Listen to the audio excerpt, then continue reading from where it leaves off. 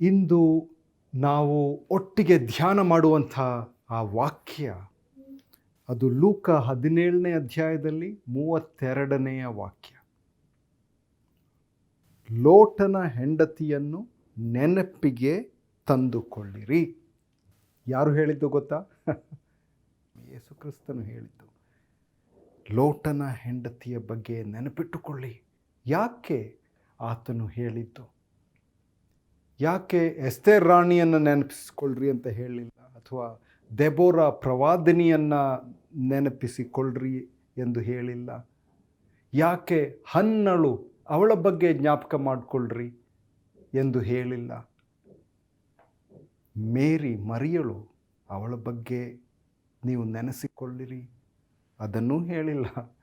ಲೋಟನ ಹೆಂಡತಿ ಅವಳ ಬಗ್ಗೆ ನೆನಪಿಗೆ ತಂದುಕೊಳ್ಳ್ರಿ ಎಂಬ ಸಂಗತಿಯನ್ನು ಯೇಸು ಸ್ವಾಮಿ ಹೇಳಿದ್ದು. ಯಾಕೆ ಇದನ್ನು ಹೇಳಿದ್ದು? ನೋಡಿ, ಆಂಗ್ಲ ಭಾಷೆಯಲ್ಲಿ ಇದು 3ನೆಯ ಚಿಕ್ಕ ವಾಕ್ಯ.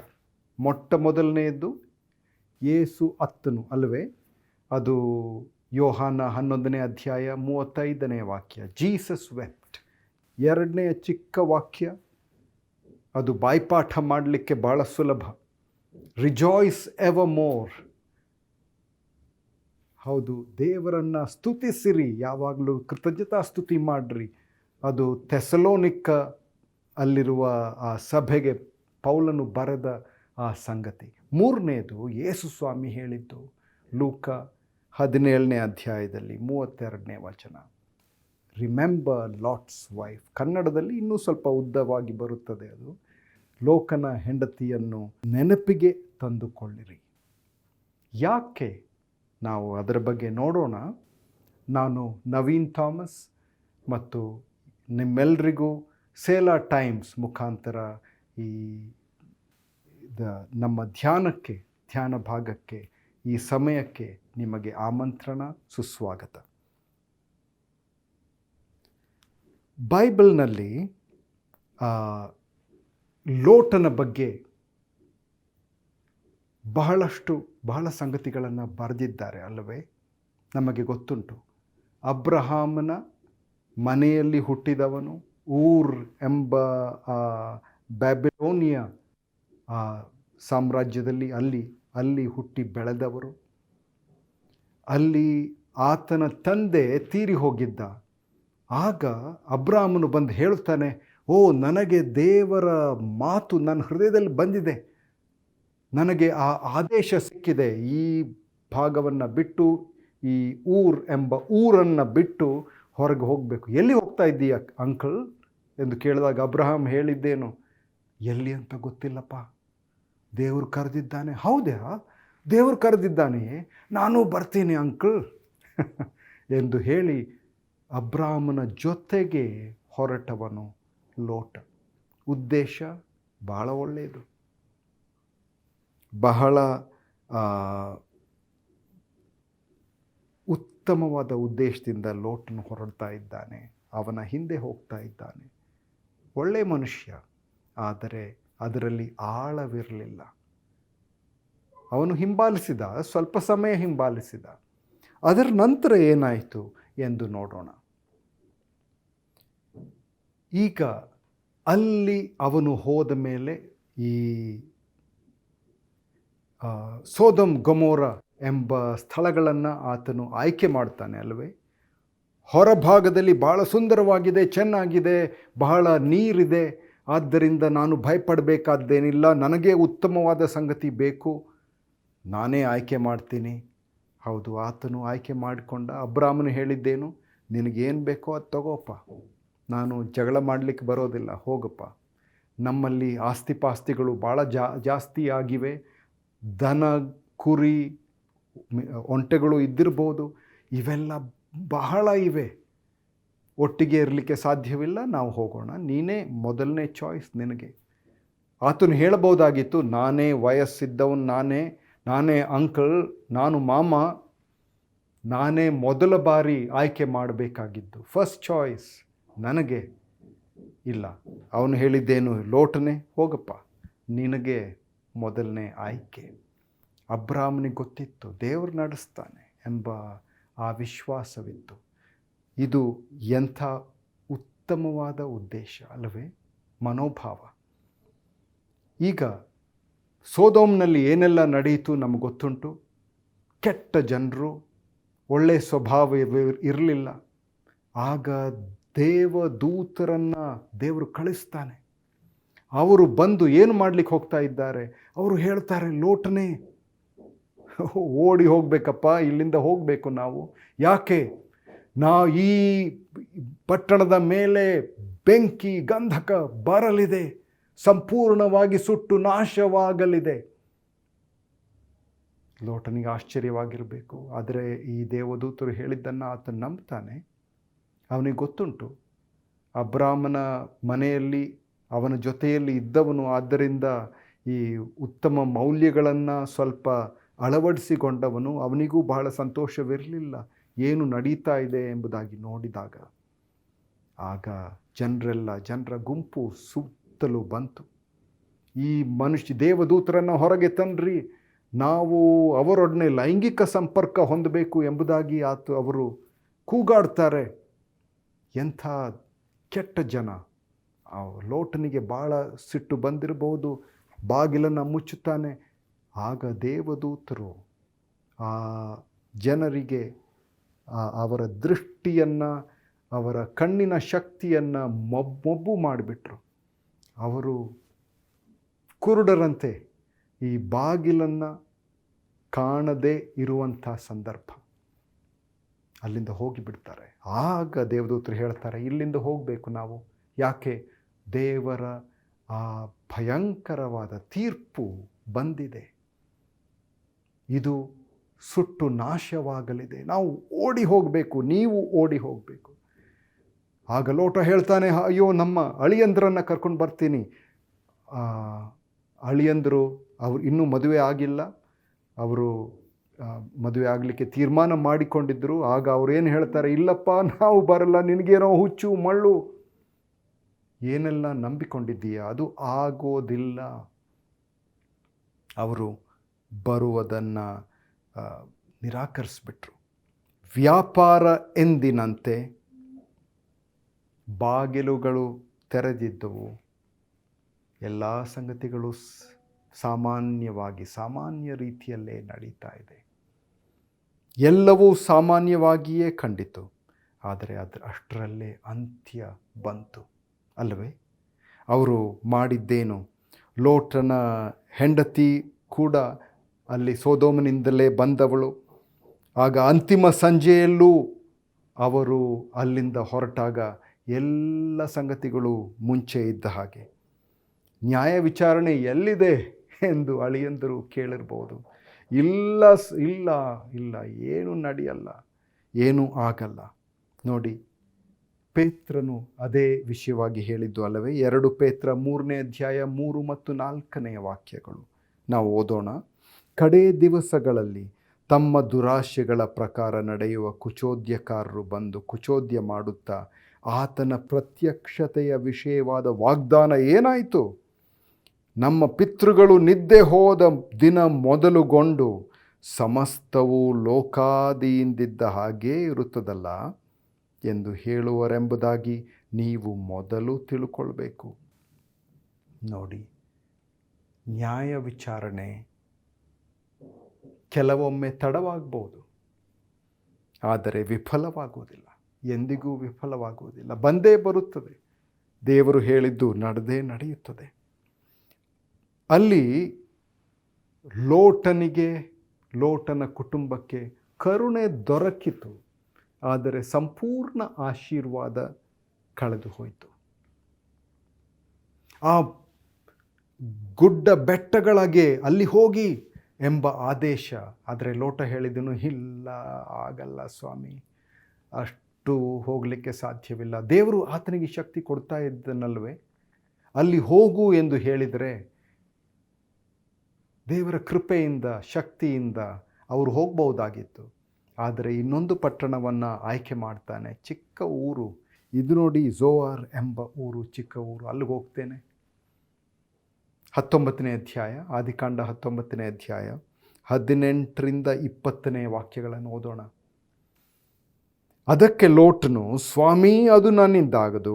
ನೀನು ನನ್ನ ದಾಸನ ಮೇಲೆ ದಯವಿಟ್ಟು ನನ್ನ ಪ್ರಾಣವನ್ನು ಉಳಿಸಿದ್ದು ಬಹು ವಿಶೇಷವಾದ ಉಪಕಾರ. ಆದರೆ ಬೆಟ್ಟಕ್ಕೆ ಓಡಿ ಹೋಗಲಾರನು. ನಾನು ಹೋಗುತ್ತಿರುವಾಗ ಆ ವಿಪತ್ತು ನನಗೂ ಉಂಟಾಗಿ ಸತ್ತೇನು. ಅಗೋ, ಅಲ್ಲಿ ಒಂದು ಊರು ಹತ್ತಿರ ಇದೆ, ಅದು ಸಣ್ಣದು. ಅಲ್ಲಿಗಾದರೂ ಹೋಗೋದಕ್ಕೆ ಅಪ್ಪಣೆಯಾದರೆ ನನ್ನ ಪ್ರಾಣ ಉಳಿಯುವುದು. ಆ ಊರು ಸಣ್ಣದಲ್ವೇ ಅಂದನು.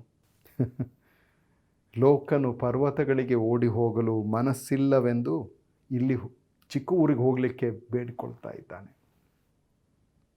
ಹೀ settled for the second best. ಅಂದರೆ ಉತ್ತಮವಾದ ಉದ್ದೇಶವನ್ನು ನಿರಾಕರಿಸಿ ಎರಡನೆಯ ಸ್ಥಾನದಲ್ಲಿರುವಂಥ ಆ ಸಂಗತಿಗಳನ್ನು ಈತನು ಅಂಗೀಕರಿಸ್ತಾನೆ. ನಾನೇ ಆಯ್ಕೆ ಮಾಡ್ತೇನೆ, ನನಗೆ ಚೆನ್ನಾಗಿ ಗೊತ್ತುಂಟು. ಬೇಡ ಸ್ವಾಮಿ, ನಾವು ಲೋಟನಂತೆ ಮಾಡೋದು ಬೇಡ ಸ್ವಾಮಿ, ನಮಗೆ ಗೊತ್ತಿಲ್ಲ, ಸರಿಯಾಗಿ ಗೊತ್ತಿಲ್ಲ, ನೀನು ಆಯ್ಕೆ ಮಾಡು, ನಿನ್ನ ತೀರ್ಮಾನ, ಅದನ್ನು ನಾನು ಕಂಡು ಹಿಡಿದು ನಿನ್ನನ್ನು ಹಿಂಬಾಲಿಸುವ ಇಚ್ಛೆ ಇದೆ ಸ್ವಾಮಿ ಎಂಬ ಪ್ರಾರ್ಥನೆಯೊಡನೆ ನಾವು ನಡೆಯೋಣ. ಈಗ ಅಲ್ಲಿ ಆ ಚಿಕ್ಕ ಊರಿನಲ್ಲಿ ಹೋದಾಗ ಏನಾಯಿತು? ಅಲ್ಲಿ ನಡೆದ ಸಂಗತಿಗಳನ್ನು ನಾವು ಸತ್ಯವೇದದಲ್ಲಿ ಓದಬಹುದು. ಆಶೀರ್ವಾದ ಕಳೆದು ಹೋಯಿತು. ಆತನ ಮಕ್ಕಳು ಅಲ್ಲಿ ಅವರು ಕೆಟ್ಟತನವನ್ನು ಮಾಡಿದರು.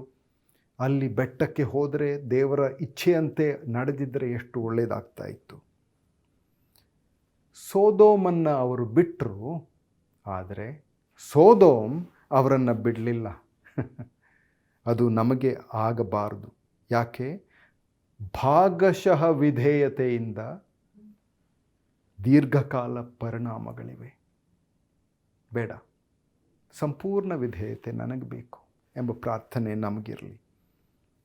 ಆತನು ಅಲ್ಲಿ ಹೋಗಿ ಕಷ್ಟಗಳಿಗೆ, ತೊಂದರೆಗಳಿಗೆ ಆತನು ಒಳಗಾದನು. ನಮ್ಗೆ ಗೊತ್ತುಂಟು, ಅಗತ್ಯವಿಲ್ಲದ ನೋವುಗಳನ್ನು ನಾವು ಕೆಲವೊಮ್ಮೆ ಹೊರುತ್ತೇವೆ. ಯಾಕೆ? ನಮ್ಮ ಭಾಗಶಃ ವಿಧೇಯತೆಯಿಂದ. ಅದು ಬೇಡ. ಮೋವಾಬ್ಯರು, ಅಮ್ಮೋನ್ಯರು, ಅಕ್ರಮ ಸಂಬಂಧ ಎಲ್ಲವೂ ನಡೆಯಿತು. ಅದರ ನಂತರ ತಾತ್ಕಾಲಿಕ ಸಮರ್ಪಣೆಯ ದೀರ್ಘಕಾಲ ಪರಿಣಾಮಗಳು. ಅವಿಧೇಯತೆ ನಮ್ಮಲ್ಲೇ ಮುಗಿಯೋದಿಲ್ಲ, ನಮ್ಮ ನಂತರ ಮುಂದಕ್ಕೆ ಅದರ ಪರಿಣಾಮ ಸಾಗುತ್ತದೆ. ಎಲ್ಲಕ್ಕೂ ಆರಂಭವಾದ ಆಯ್ಕೆ ಏನಾಗಿತ್ತು?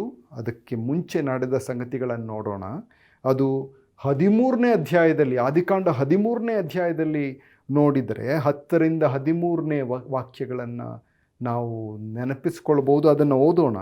ಲೋಟನು ಕಣ್ಣೆತ್ತಿ ನೋಡಲಾಗಿ ಯೋರ್ದನ್ ಹೊಳೆಯ ಸುತ್ತಲಿನ ಪ್ರದೇಶವು ಜೋಗರೂರಿನ ತನಕ ಎಲ್ಲ ಕಡೆಯಲ್ಲಿಯೂ ನೀರಾವರಿಯ ಸ್ಥಳವೆಂದು ತಿಳುಕೊಂಡನು. ಯೆಹೋವನು ಸೊದೋಮ್ ಗೊಮೋರ ಪಟ್ಟಣಗಳನ್ನು ನಾಶ ಮಾಡುವುದಕ್ಕಿಂತ ಮುಂಚೆ ಆ ಸೀಮೆಯು ಯೆಹೋವನ ವನದಂತೆಯೂ ಐಗುಪ್ತ ದೇಶದಂತೆಯೂ ನೀರಾವರಿಯಾಗಿತ್ತು.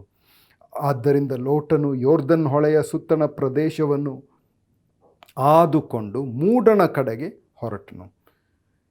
ಹೀಗೆ ಅವರಿಬ್ಬರೂ ಪ್ರತ್ಯೇಕವಾದರು. ಅಬ್ರಾಮನು ಕಾನಾನ್ ದೇಶದಲ್ಲಿ ವಾಸ ಮಾಡಿದನು. ಲೋಟನು ಯೋರ್ದನ್ ಹೊಳೆಯ ಸುತ್ತಣ ಊರುಗಳಲ್ಲಿ ಗುಡಾರ ಹಾಕಿಸಿ ವಸತಿ ಮಾಡುತ್ತಾ ಸೋದೋಮಿಗೆ ಬಂದನು. ಆದರೆ ಸೋದೋಮ್ ಪಟ್ಟಣದವರು ದುಷ್ಟರು, ಯೆಹೋವನಿಗೆ ಮಹಾಪರಾಧಿಗಳು ಆಗಿದ್ದರು.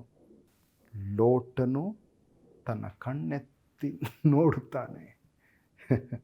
ಚೆನ್ನಾಗಿ ನೀರು, ಭೂಮಿ ಐಗುಪ್ತ ದೇಶದಂತೆ ಇದೆ ಎಂಬ ಇಚ್ಛೆ. ವಿಶ್ವಾಸದಿಂದಲ್ಲ, ತನ್ನ ಭೌತಿಕ ದೃಷ್ಟಿಯಿಂದ ಆಯ್ಕೆ ಮಾಡಿಕೊಂಡ. ತನ್ನ ಬುದ್ಧಿಯನ್ನು, ಜಾಣತನವನ್ನು ಅವನು ಉಪಯೋಗಿಸಿಕೊಂಡ. ಭಾಳ ಜಾಣ. ಉತ್ಸಾಹಭರಿತ ಯುವಕನಾಗಿದ್ದನು. ಅಬ್ರಾಮನ ಜೊತೆಯಲ್ಲಿ ಅವನನ್ನು ಅನುಸರಿಸಿ ಹೊರಬಂದವನು. ತನ್ನ ಮಾವನಲ್ಲಿ ಏನೋ ವಿಶೇಷ ಇದೆ.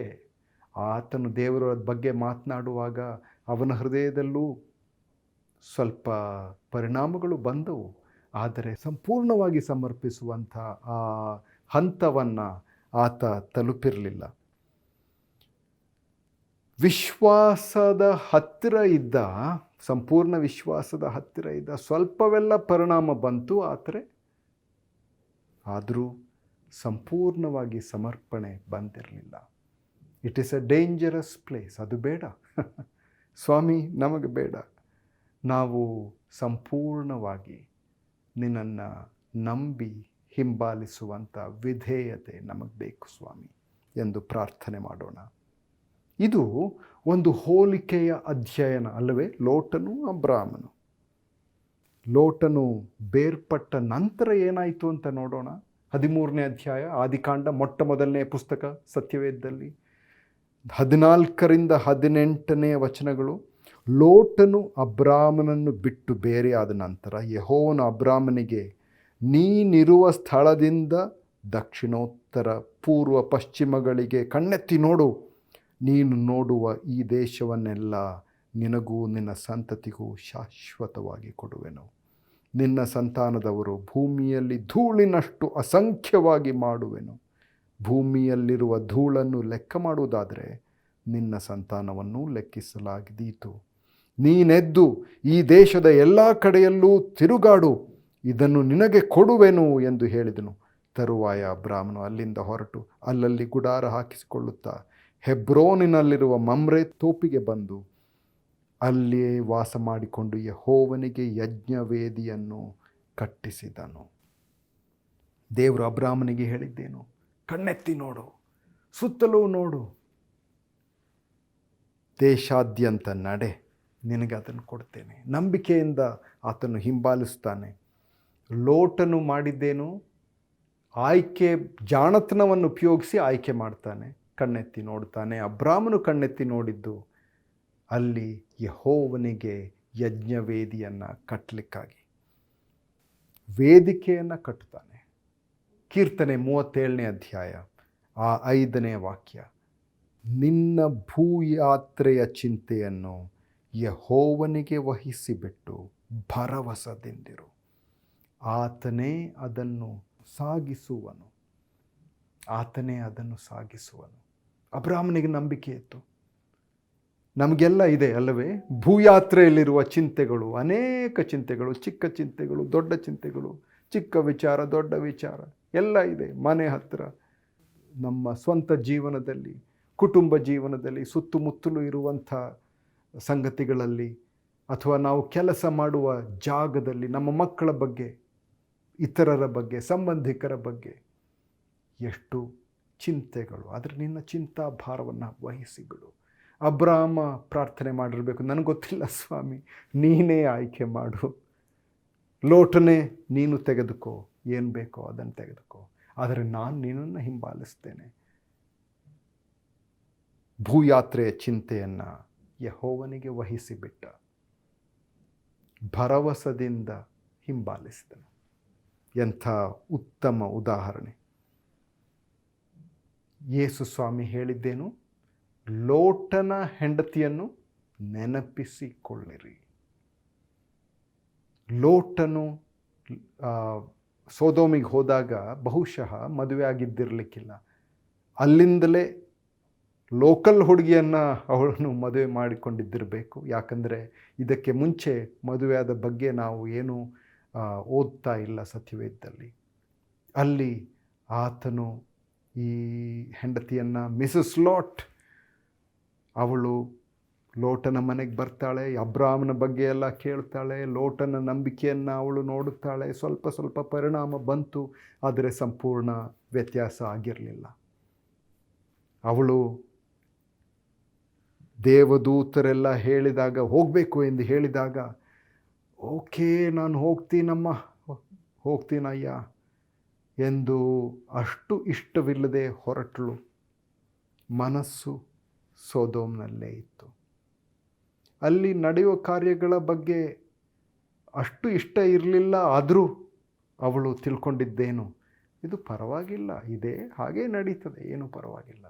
ಇದ್ದಿರ್ಬೋದು ಕಾಂಜೀವರಂ ಸೀರೆಗಳು ಇದ್ದಿರ್ಬೋದು, ಅಥವಾ ಅವಳ ಸಂಪತ್ತು, ಆಸ್ತಿ, ನೆರೆಮನೆಯವರು, ಅವಳು ಇಷ್ಟಪಟ್ಟ ಬಾಳು ಅದೆಲ್ಲ ಬಿಟ್ಟು ಹೋಗ್ತಾ ಇದ್ದಾಳೆ. ಮನಸ್ಸು ಸೋದೋಮಿನಲ್ಲಿ, ಹೃದಯ ಸೋದೋಮಿನಲ್ಲಿ. ನಿಧಾನವಾದ ಹೆಜ್ಜೆ, ವಿಭಜಿತವಾದ ಹೃದಯ, ಗುಪ್ತ ಆಸೆ, ಕೊನೆಗೂ ತಿರುಗುತ್ತಾಳೆ. ಏನಾಗಲ್ಲ, ನೋಡ್ತೇನೆ. ಏನಾಯಿತು? ಅಲ್ಲಿ ಆಕೆ ಉಪ್ಪಿನ ಸ್ತಂಭವಾಗಿ ಮಾರ್ಪಡುತ್ತಾಳೆ. ಎಂಥ ದುರಂತ ಅಲ್ಲವೇ? ಎಂಥ ದುರಂತ. ಲೋಟನು ಅಬ್ರಾಮನಿಂದ ಬೇರ್ಪಟ್ಟು ಅಲ್ಲಿ ಹೋದ. ಆಗ ಗೊತ್ತಾಯಿತು ಎಂಥ ದುರಂತ. ಅಲ್ಲಿಂದಲೂ ದೇವದೂತನು ಹೇಳಿದ ಪ್ರಕಾರ ಬೆಟ್ಟಕ್ಕೆ ಹೋಗೋದು ಬೇಡ, ನಾನು ಇದನ್ನು ಮಾತ್ರ ಮಾಡ್ತೇನೆ. ಸ್ವಲ್ಪ ಚೌಕಾಶಿ ಮಾಡ್ತಾ ಇದ್ದಾನೆ. ಅಲ್ಲಿ ತನ್ನ ಹೆಂಡತಿಯನ್ನು ಕಳೆದುಕೊಳ್ತಾನೆ. ಅವರು ಇನ್ನೊಂದು ಕಡೆಗೆ ಹೋಗ್ತಾರೆ. ಹೆಂಡತಿ ಉಪ್ಪಿನ ಸ್ತಂಭವಾಗಿ ಬಿಟ್ಲು. ದೇವರನ್ನು ಸಂಪೂರ್ಣವಾಗಿ ಹಿಂಬಾಲಿಸದೇ ಇದ್ದರೆ, ಭಾಗಶಃ ವಿಧೇಯತೆ ಇದ್ದರೆ ಅದು ಮೂರ್ಖತನ. ನನಗೆ ಬೇಡ ಸ್ವಾಮಿ, ನಮಗೆ ಬೇಡ. ಲೋಟನಂತೆ ಇರೋದು ಬೇಡ. ಲೋಟನ ಹೆಂಡತಿಯನ್ನು ನಾವು ಜ್ಞಾಪಕ ಮಾಡಿಕೊಳ್ತೇವೆ, ಅದು ನಮಗೆ ಬೇಡ. ನಮ್ಮ ಧ್ಯೇಯ, ನಮ್ಮ ದೃಷ್ಟಿ ನಿನ್ನ ಮೇಲೆ ಸ್ವಾಮಿ. ಯಾಕೆ? ನಂಬಿಕೆಯನ್ನು ಹುಟ್ಟಿಸಿದವನು ನೀನು, ಪೂರೈಸುವವನು ನೀನು, ನಡೆಸುವವನು ನೀನು. ಯೇಸು ಕ್ರಿಸ್ತನನ್ನು, ಅವನ ಬಗ್ಗೆ ಧ್ಯಾನಿಸಿ ನೋಡಿ ಎಂಬ ಆ ಆದೇಶವನ್ನು ನಾವು ಅಂಗೀಕರಿಸ್ತೇವೆ. ಸ್ವಾಮಿ ನಮ್ಮನ್ನು ನಡೆಸು ಎಂಬ ಪ್ರಾರ್ಥನೆಯನ್ನು ನಾವು ಮಾಡಬಹುದೇ? ಎಲ್ಲಿದ್ದರೂ ನಿಮ್ಮ ಆ ಪ್ರಾರ್ಥನೆಯನ್ನು ನಾವು ಮಾಡೋಣ ನಮ್ಮ ಹೃದಯಗಳಲ್ಲಿ. ಕೀರ್ತನೆ 119ನೇ ಅಧ್ಯಾಯ 119ನೇ ಕೀರ್ತನೆ 33ರಿಂದ 37ನೇ ವಚನಗಳನ್ನು ಓದಿ ನಾವು ಈ ಧ್ಯಾನ ಭಾಗವನ್ನು ಮುಗಿಸೋಣ. ಯೆಹೋವನೇ, ನಿನ್ನ ನಿಬಂಧನೆಗಳ ಮಾರ್ಗವನ್ನು ಉಪದೇಶಿಸು, ಕಡೇ ತನಕ ಅದರಲ್ಲಿಯೇ ನಡೆಯುವೆನು. ನನಗೆ ಜ್ಞಾನವನ್ನು ದಯಪಾಲಿಸು, ಆಗ ನಿನ್ನ ಧರ್ಮಶಾಸ್ತ್ರವನ್ನು ಪೂರ್ಣ ಮನಸ್ಸಿನಿಂದ ಕೈಕೊಂಡು ನಡೆಯುವೆನು. ನಿನ್ನ ಆಜ್ಞಾ ಮಾರ್ಗದಲ್ಲಿ ನನ್ನನ್ನು ನಡೆಸು, ಅದೇ ನನ್ನ ಇಷ್ಟ. ನನ್ನ ಮನಸ್ಸನ್ನು ದ್ರವ್ಯಾಶೆಗಲ್ಲ, ನಿನ್ನ ಕಟ್ಟಳೆಗಳಿಗೆ ತಿರುಗಿಸು. ವ್ಯರ್ಥ ಕಾರ್ಯಗಳಲ್ಲಿ ದೃಷ್ಟಿ ಇಡದಂತೆ ನನ್ನನ್ನು ಕಾಪಾಡು. ನಿನ್ನ ಮಾರ್ಗದಲ್ಲಿ ನಡೆಯುವಂತೆ ನನ್ನನ್ನು ಚೈತನ್ಯಗೊಳಿಸು.